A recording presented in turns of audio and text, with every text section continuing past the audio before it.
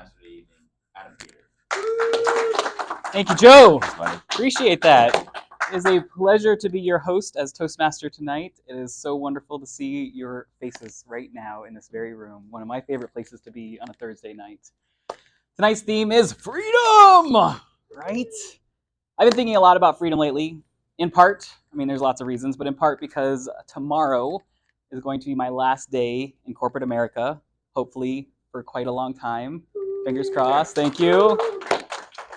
But I'm thinking about it for other reasons too, and I don't think I have to tell you exactly why. But before I get on my soapbox and tell you all about the history of freedom, I want to hear what you think. What do you think about when you think about freedom? Braveheart. Very appropriate. Anything else? Braveheart was the answer. Choices, having choices. Having consequences. Anyone else? Self-expression. Jeff Thomas was here, he'd say freedom isn't free. Freedom isn't free. Yeah. Loosening up my belt after a big meal. Feeling free. Feeling like you can just let it all hang out, right? Well, the concept of freedom has evolved over many millennia. For as long as humans have been around, we've grappled with this idea of freedom.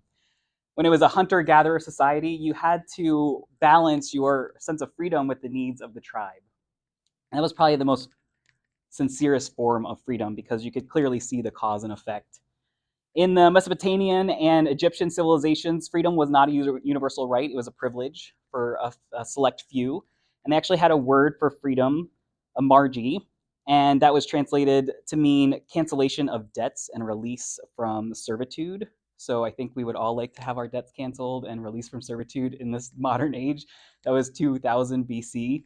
So we've been doing this for a while. In ancient Greece, the philosophers thought about freedom more as personal mastery, self-mastery. They looked inward, and in that way, they were very similar to the more Eastern concepts of freedom. Hello, my peacockish friends. Join us for this wonderful conversation about freedom. We are in ancient Greece right now, learning about what ancient Greece thought about freedom. The Stoics actually thought that freedom was freedom from passions and desires, so the things that ensnare us, that keep us wanting things, being free from those. The Roman Republic introduced the concept of civil rights, civil liberties, and if you were a citizen, you had rights, and if you were a slave, you did not. So they had a tiered system. That continued into feudalism, where lords and kings had freedoms, but the people that worked the land did not. There's the Enlightenment with John Locke and Rousseau, and they all felt like there were natural rights, life, liberty, the pursuit of property, and happiness. You can see how this is evolving over time. Karl Marx redefined freedom in economics terms, arguing that liberation from class exploitation is what freedom would look like. And as we move into a globalization period and human rights overall, freedom is not just seen as a national issue, but it's becoming a universal thing now. And in terms of the difference between East and West, because I think of freedom very much from a Western perspective, but the Eastern perspective, it's far more interior. So when the Western thinks about external freedoms like political rights, democracy, Eastern philosophy thinks about internal freedom, the liberation from desires and suffering, like I mentioned. Individual autonomy is prized in the West, and harmony with nature and society is prized in the East. Freedom as self-expression in the West, and freedom as self-discipline and self-transcendence in the East. And then when it comes to the legal political structures that define freedom, that's more of a Western concept, whereas the Eastern concepts around mindfulness and spiritual practice, which leads to freedom. So all of these concepts have been swirling on for a really long time. Fast forward to around 1958. That is when a guy named Isaiah Berlin came up with this idea of positive and negative freedom. Positive freedom is freedom to healthcare, freedom to education, freedom to the things that we agree are benefits to our beings. Freedom from is negative freedom. That's freedom from prosecution, freedom from consequences from free speech by the government, freedom to bear arms because no one's going to take them away from you. So in other words, positive freedom is all about having the opportunity to access the things that we all agree are good, and negative freedom is all about no obstacles in my way stopping me from doing what I'm going to do, but no one like giving me anything to get me there. So, which one do you think is better? Any takers? Positive freedom. Positive That's so freedom. much better. Okay. Do we have any arguments for negative freedom? I would like everything. It was a trick question. Sorry, Samia. It's a trick question because truly both. And I think both because those who seek power tend to be a little on the power hungry side.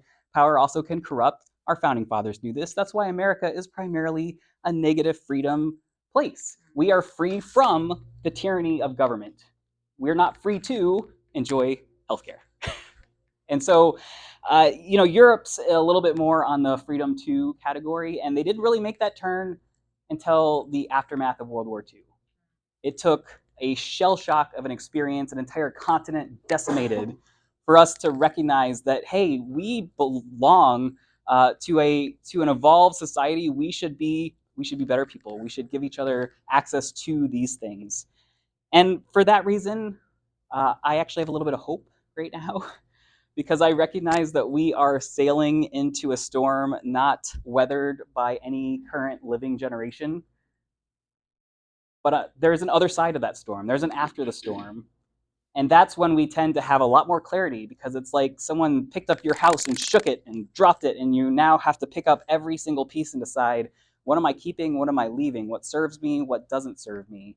That's why I have hope for the next evolution of freedom. It took us to 1958 to really think about it in those terms, and I'm excited to see where that goes once the smoke clears.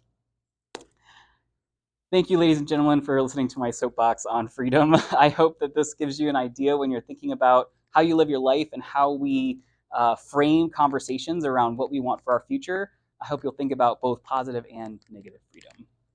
We have a lovely Toastmasters meeting for you today. We have two of our very seasoned speakers that we'll hear from today.